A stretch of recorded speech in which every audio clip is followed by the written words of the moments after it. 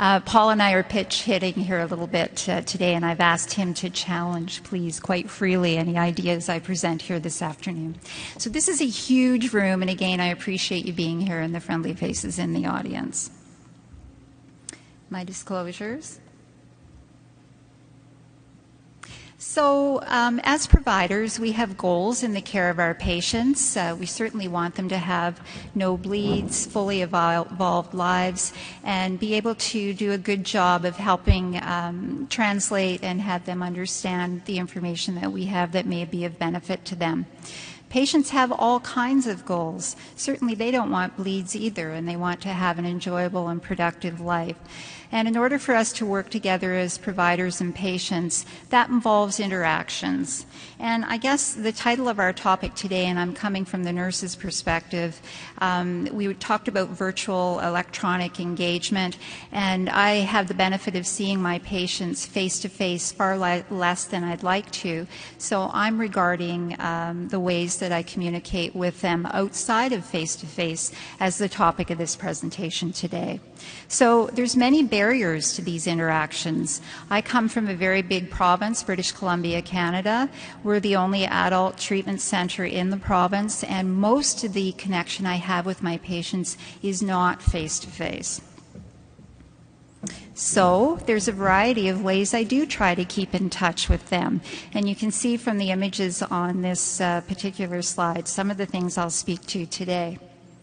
But what concerns me most is on the other end of these various varieties of connecting with patients, there might be a guy that looks something like this, and I sure hope not.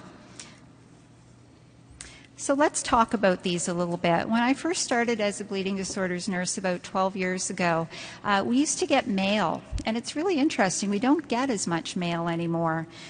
Mail has its advantages for sure. It's nice to have tangible paper. Based on Gary's presentation, it might be a little more private, but depending on where you file it and keep it, that may not be the case.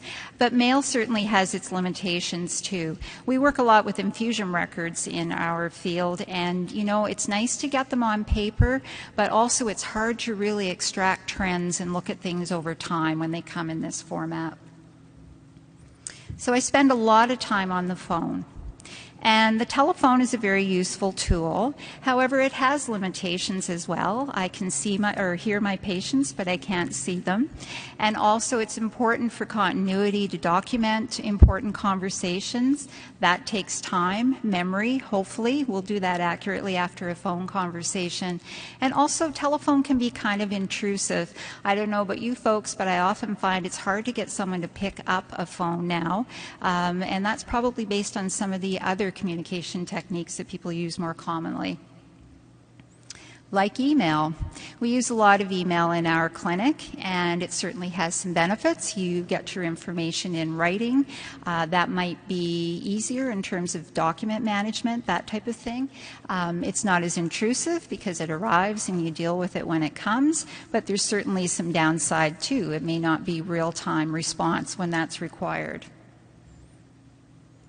So telehealth is something that we've worked with a little bit, and when you can get it working, it's excellent. So you can hear your patient, see your patient, they can see you as well. However, we found there's some logistical challenges with telehealth, and particularly if a patient is having an active bleed and the telehealth service is down at their local hospital, the last thing we want them to do is request them to ambulate down there so we can see them while we talk to them. And then there's all the apps. I bet there might be some people in this room who could name all of these. I'm certainly not one of them.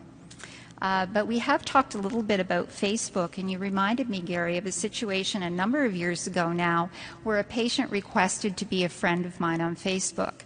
And at that time, it seems silly now, but it was a number of years ago, it kind of surprised me. And I thought, okay, I have to respond to this, and how do I respond? But my pause was the blur between private and public life, and based on Gary's presentation, I don't think we have a private life. It's pretty public. But I did decide at that time to respectfully decline the invitation, and then since then I've had patients ask me too, and then different times I've paused and thought, well, there might be some benefit here, but because I said no the first time, I've chosen to be consistent, and that's what I'm doing to date. Apps and electronic platforms, we certainly use an electronic infusion recording system, so they certainly have their benefits, but there may be some privacy issues too. I would love to have Skype or FaceTime that meets my agency's privacy requirements, because it really is such an advantage to be able to see the person that you're talking to, but we're not there yet. And here's a couple of young men texting, and I find with our younger generation, and actually increasingly more so with our older generation, texting seems to be the way to go. And I do have a gentleman who was really having difficulty connecting with us around his bleeds and his infusions. And I did make an arrangement with him because he was open to texting. So he would text me when he had a bleed and when he did his infusion. And perhaps that's what these young gentlemen are doing now, sending in their infusion records. And perhaps not. So what's the best way? And you'll notice I put best in quotations. Cost of the particular format, time, privacy, as we've heard a bit about, intrusiveness. How about user experience or just plain fun? Is it a pleasure to use that particular format to communicate? Data quality, which is really important as well too. Important information that is exchanged is also worthy of being retained, so you can reflect back upon. And how about impact on goals? Is the communication that we're requesting of our patients, is it resulting in good outcomes for them? And I'm sure there's other ways to evaluate this as well. Well, I'm proposing that we think about it a little bit like this, in a grid. So we've got a few of the communication options down the left column, and I'm well aware there are more. And across the top, I've got prevalence of use, which I wanted to talk to you about. So in my clinic, I'm on the phone a lot, and I use the email a lot. Everything else, with the exception of the online infusion recording software, is used hardly at all. A little bit of texting, more coming along. Cost, well, we could debate this, but I do know that some of the telehealth services and some of the private ones now that I'm told do meet privacy requirements and permit patients to have hardware in their own homes, they're quite expensive. Time. Well, I just threw a few check marks and X's in here. So certainly email, pretty quick. Telehealth, not so much. Logistics to get it set up. Privacy, well, mail can be private. Texting, maybe, maybe not. Intrusiveness, well, the phone can be intrusive, still a useful tool, but when you're trying to contact patients who are busy with their families, their work life, other activities, a phone call from me in the middle of the day may not be the most welcome thing. So you see what I'm doing here. User experience, email might be okay. Telehealth might be okay if we get it all set up. Data quality, well, mail, what's written in the mail might be good, but it's really hard to be in a format where you can retrieve the information in a useful way. Data quality with telehealth, you can assess your patients more fully if you have a visual. Outcome impact, I'm not so sure. These are just my reflections. They don't really matter. What I'm hoping to do is set the stage here for a way to think of these things a little more critically. So here's my happy faces and my sad face. Clearly, I'm not a fan of mail, and I love email. But what's most important is this guy right here. And how do I know what formats work best for my patients? I propose it's really important to check that preference out with all of our patients. There is no one best way. Explore the options with your patient, seek what their preferences are, and actually document them so other members of the team are clear as well.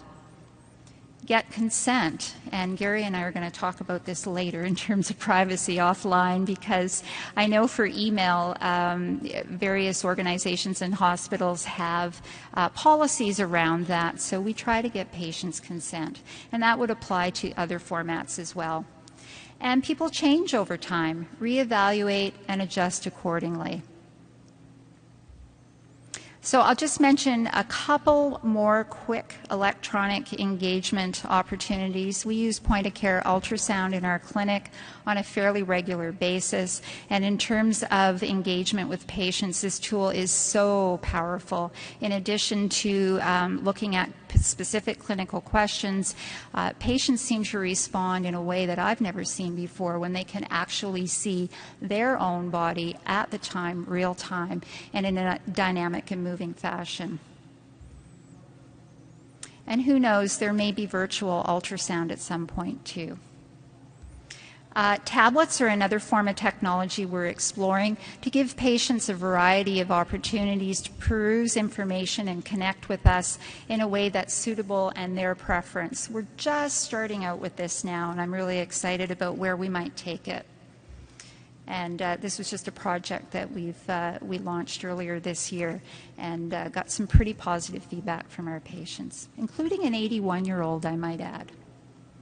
So, in conclusion, I do have to say there's no app for that. However, I know the presentation we have coming up, this might be a good segue, because Thomas might have an argument about that for me. So thank you very much. I'll conclude there.